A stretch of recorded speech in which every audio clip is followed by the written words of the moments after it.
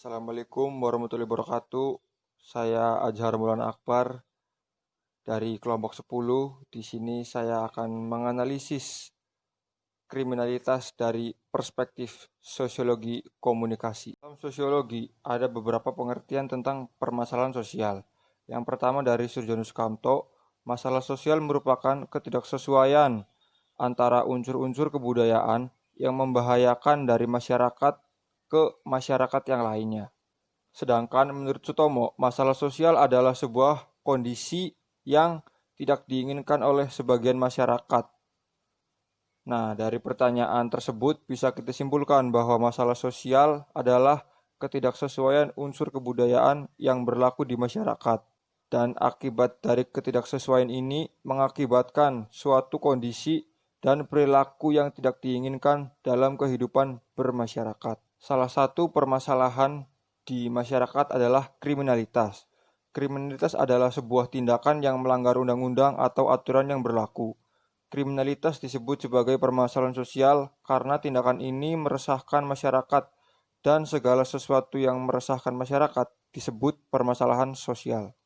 Ada 5 faktor yang mempengaruhi terjadinya kriminalitas di masyarakat. Yang pertama adalah mentalitas yang masih labil.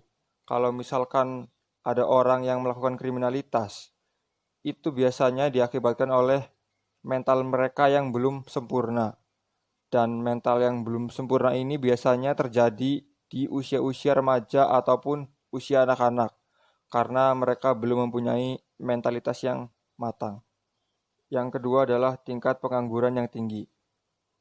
Tingkat pengangguran yang tinggi memiliki resiko munculnya angka kriminalitas yang meningkat. Maka dari itu pengangguran disebut juga sebagai permasalahan sosial. Yang ketiga adalah persaingan antar kebudayaan. Di negara seperti Indonesia, kebudayaannya sangat beragam. Karena keragaman tersebut membuat gesekan-gesekan antar kebudayaan semakin sering dan mudah terjadi. Oleh karena itu, gesekan antara kebudayaan ini dapat memicu terjadinya kriminalitas. Keempat adalah kepadatan penduduk.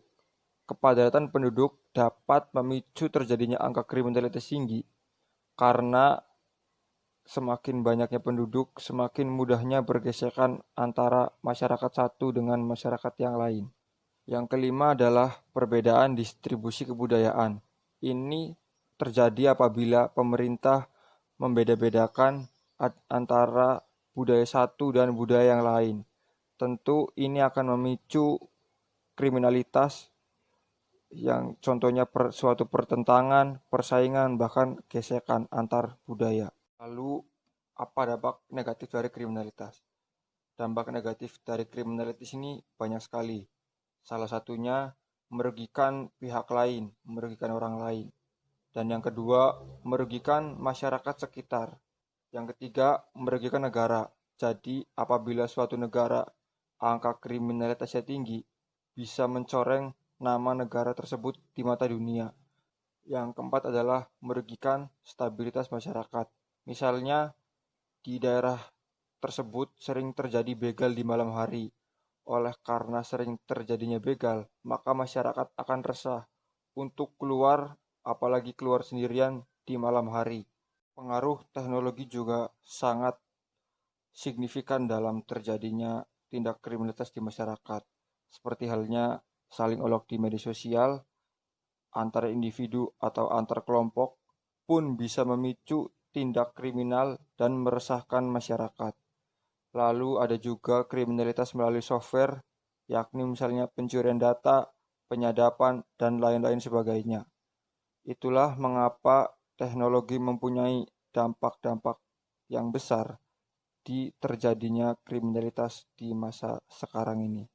Secara sosiologis, kasus kriminalitas terjadi karena ketidaksesuaian interaksi yang berjalan tidak sesuai harapannya. Interaksi sosial yang ideal adalah interaksi yang dilakukan antar individu yang saling menyesuaikan terhadap nilai norma dan harapan di masyarakat. Aksi kriminalitas adalah sesuatu yang mengindikasikan bahwa adanya kegagalan dari interaksi sosial. Jadi, interaksi sosial di masyarakat pada saat ini ada yang tidak beres.